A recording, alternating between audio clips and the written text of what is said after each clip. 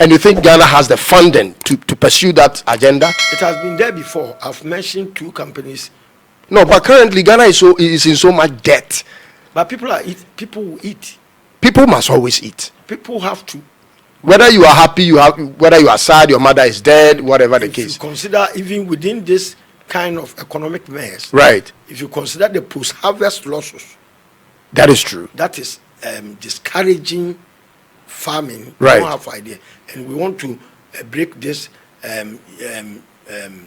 post-harvest cycle. Right. And give the farmers assurance.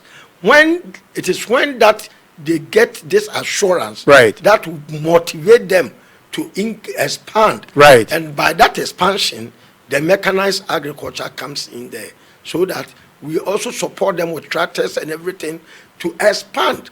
That one, we have what we call industrial agricultural parks. Right. Then we will empower businessmen who want to do 100, 200 acres, and then we put the industry right in the farm. Right. And then he will also train other small holders that we call our grower scheme, to also partner and supply the raw materials to feed the industry. Is this the things you are saying now? Is this something the whole team at Movement for Change sat down and planned on it, or is it just people's ideas here and there you guys are sharing? Is this something Alan will also say the same thing? Will he repeat what you are repeating? Of course, we have one common agenda, and everybody must understand and get the buy-in, so that we can also disseminate same to the general public. Okay, so how often does the Movement for Change meet? Last week, I think 4 days ago, we were in a meeting. Okay. So, whilst we are going through our policies, right, the strategies to win the elections, right, and a lot. I see. Now, there's a lot of floating voters in Ghana, particularly in 2 regions, in Greater Accra and in Central Region. These are places that you can count on for floating voters, a lot of them. What is your strategy for Accra and Central Region? We are not going to tell you now, because we need to go behind the duopoly. You know, when they see an emerging competitor, they try as much as possible to cripple you along the way. Right. So our strategy to reach out to the people, I will never disclose it here. But if I tell you what is going on behind scenes, you'll be amazed. Really? Yes. I'll be very happy if a day comes when the duopoly we have in Ghana is broken. I'll be very excited. That is what I pray for.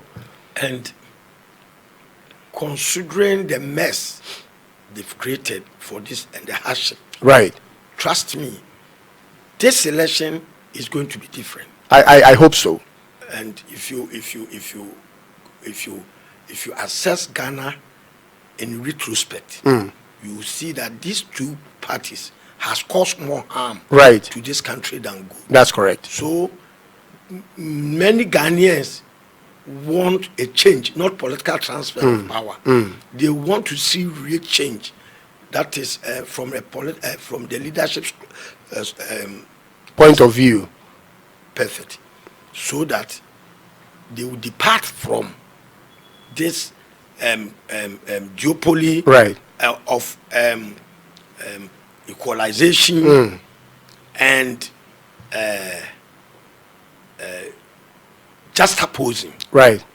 They don't want to hear that again. All the comparisons they are doing.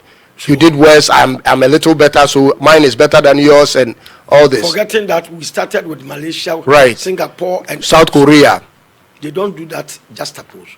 They only do it MPP, NDC way. And the problems are still with us. Exactly. From 1992, we've lost so much, especially the state assets. Ghana Airways is gone. Right. Blaster Line is gone. Right. Thomas Company, Firestone. You can name the over 600 industries. They are all gone. They are all gone. Are you bringing them back? Through public partnership, public-private partnership. When I hear public-private partnership, if it sounds like Nanado is speaking. That was the rhetoric of Nana Addo for so many years. And I was speaking to Akpalu, Mr. Kofi Akpalu, and I said to him, when Nana Addo was saying all these things, in our minds, we thought something big was coming. Because if you are a government and you have all the resources of the state at your disposal with the financial backing, and you start up industries with private entities, and you only have 50 people working or 20 people working, government, private come together, and you can only employ 50 or 20 people, I see that as a big disappointment. Yes, me too. So what numbers are you looking at? What is your plan? I want to get some details. The model Nana Addo used wasn't correct. The model. We are going to establish in agricultural parks. So we will identify the raw materials that needs to be developed, processed. Right. Then we expand the raw material horizon. Okay. So that the factory can work 24/7 within the year, and all the agricultural accoutrements that may be needed for the farm to be able to produce enough to feed the industry. Right. Is what we are talking of. So Nana Addo scattered the industries, and they didn't even plan what raw materials are they going to be used within that enclave. They didn't. But you guys have all the plans set out already. And they did not have blueprint for one district, one factory. Even though they were chanting it everywhere you turn? Just like Alan was the one leading it. It wasn't true. Alan was the one leading one district, one factory. No, it was his brainchild. But the implementation was given to the presidency, managed by Madam Kifty Ohene Konadu. That was where the problem started. For the whole 8 years? Or 7.5 years? Konadu did most of the... So there was no point where one district, one factory was in the hands of Alan? No. There was no point? Later, when they saw that it has proven futile, they called in.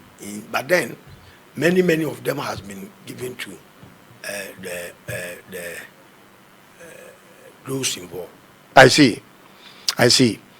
So you believe that Alan, if things are put in his hands, is more credible than Nana Addo? Of course. I don't know from the same tree. No, if you are in charge of... They are all, product of the MPP party. Wouldn't they be the same? The apple will not fall far from the tree? Why are you people thinking like this way? Because they came from the same tree. No, but you came with your brother, your siblings are from the same mother. But everybody's mindset is different. We are talking politics here. Politics here, MPP is a group of people who believes in one indoctrination, but they sponsor a candidate to lead them. Right. And that candidate is their leader. So whatever he want to do is bestowed on him. So you cannot say Nana Addo's failure can be attributed to Alan Kyerematen at all. I'm not talking about the whole thing, but I'm talking about one district, one factory. And I have given you the history of it. Yes, but I was also asking you, wasn't there a point where it was given to Alan? And if even after 2 years, let me tell you, was it still not enough time to do something with it? They did not allow him to even sit down, plan the people's process, strategic implementation. No, all that they thought was, if Alan was able to, if we allow Alan to spearhead this program, it will increase his popularity. So even though he has brought the idea, let us take him off. That is the fact. I am also building a factory. Okay. And the liaison officer was Mami Gifty. I see. Alan was pushed away. And as you said, it's a party. So you cannot come out and lambast his own government. Do you have any policies, the movement for change? Do you have any policies concerning loan contraction? Going for loans? Going for loans, loans are meant for business. Right. So government does not have any infantry to compete loans with local investors. Yes. So what we've designed is Bank of Ghana will be compelled to lend money to commercial banks single digit. Oh, the interest rate on it? Yes. Single digit? Yes. Okay. And the lending rate will also be a single digit. The government will move away from competing with the private sector on loans and then move away into production. Here, the sovereign guarantee will come to play to assess machineries and turnkey programs for private sector who want to go into manufacturing. Okay. So the government will empower the private sector by supporting them with financial assistance globally to be able to compete with other competitors. But the government, your government, if should in case you come to power, will be getting loans from outside the country, correct? We have there's so many types of loans. We have private sector loans, which is backed by sovereign guarantee. So the private sector is going to repay the money, but guaranteed by the government. Right. So it's not a loan that is going to be added to our debt portfolio. No. Okay. What will be your policy on Galamsey? Have you thought about it as the team? To be honest with you, in my candid opinion. Okay. So this is your personal view. All right. Surface mining has caused more harm to this country than good. I see. So if I were to be the president, for now, I will suspend all surface mining, do mining auditing, and do land reclamation first before we can think of anything. But that would be very detrimental to our economy. No. Our economy right now, we depend on cocoa, number one, gold, number two. Last year. So the revenue wouldn't come from gold again. But last year. And about 30% of Ghana's revenue from gold industry comes from small-scale miners. But they are smuggling it out. Majority of them are not contributing to the growth of Ghana economy. It is being smuggled.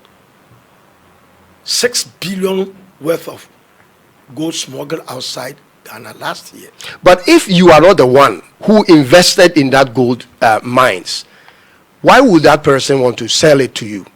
The reason being that, why should a person also sell to cocoa board only for cocoa? Yeah, that is an issue we have to also discuss. So then, our mineral resources has to be managed by the government. And when you listen to Galamsey people, they wish they can sell it to government, but they have two challenges. Number one challenge is Ghana government is not funding their production, number one. And so they are looking always for external sources to get funded from India, from China, from Dubai. And so when the gold comes out, they have to sell it to these people, number one. Number two is if government is buying from them, government is either not paying on promptly the gold that they will supply government, or government is not paying at a good rate.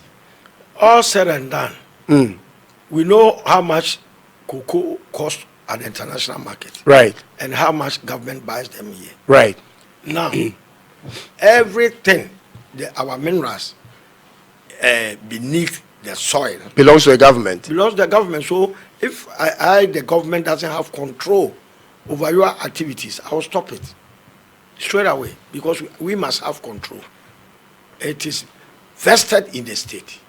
I see. So illegalities that are going on, is the reason is very simple. Those at the top notch in governance leadership, right, are part of the problem. They are the direct beneficiaries of Galamsey process. That is why they don't want to do the right thing to support the economy. They prefer smuggling it outside to make millions of dollars without paying taxes, without contributing to the economy.